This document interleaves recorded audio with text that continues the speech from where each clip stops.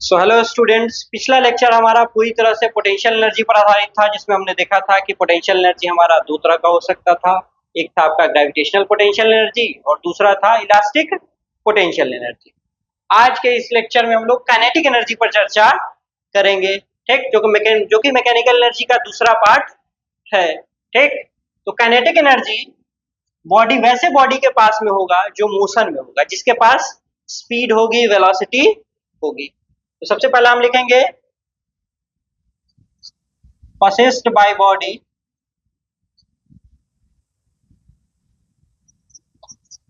possessed by a body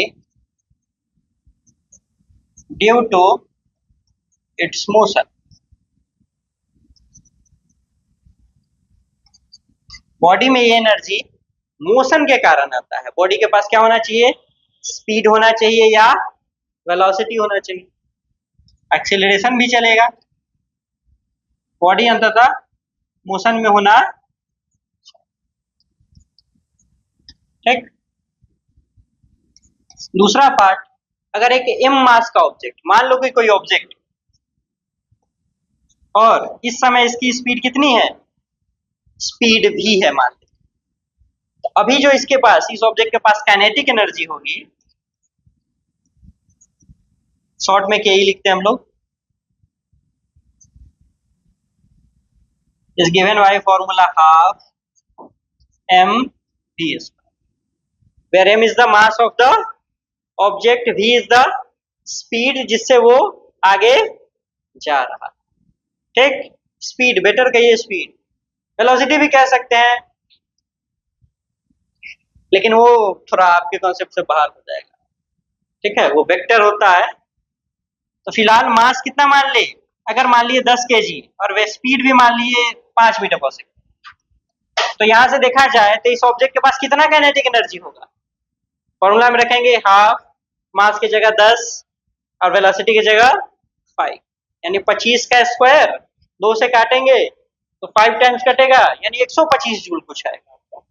ठीक, चलिए हम लोग रख के देख लेते हैं। हाफ, मास का वैल्यू 10 और वेलोसिटी है 5, तो 5 का स्क्वायर 25,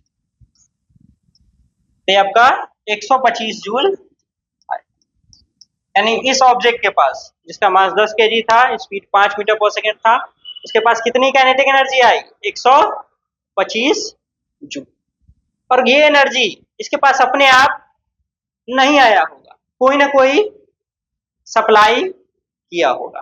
वो सप्लाई करने वाले हम भी हो सकते हैं या कोई और एक्सटर्नल एजेंट हो सकता है। तो हमेशा याद रखना कि किसी भी ऑब्जेक्ट के पास अगर एनर्जी आ रही है तो कोई ना कोई उस एनर्जी को सप्लाई कर रहा होगा, कोई ना कोई ऑब्जेक्ट या एक्सटर्नल एजेंट उस ऑब्जेक्ट पे वर्क कर रहा होगा, और जितना इस पे वर्क किया गया होगा उतना ही इस पे काइनेटिक एनर्जी आएगा, अगर हम मान ले कि पूरी तरह से लॉस नहीं होगा। ठीक है, ये अगले पोर्शन में हम लोग देखेंगे। ठीक, जो कि वर्क एनर्जी थ्योरम जिसको कहा जाता है। वर्क एनर्जी थ्योरम कहने का मतलब होता है कि अगर एक ऑब्जेक्ट है, उसमें मान लो एक ही फोर्स लगा, मात्र एक फोर्स, और उस ऑब्जेक्ट के फोर्स लगते ही उस ऑब्जेक्ट के पास क्या आ गया?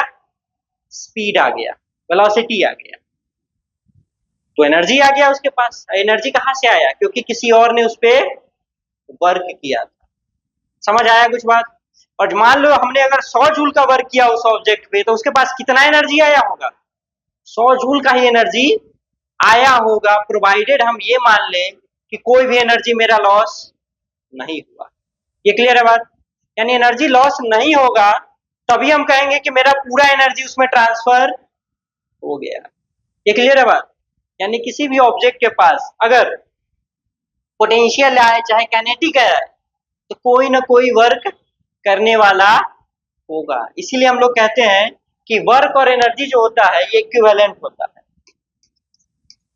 Work and energy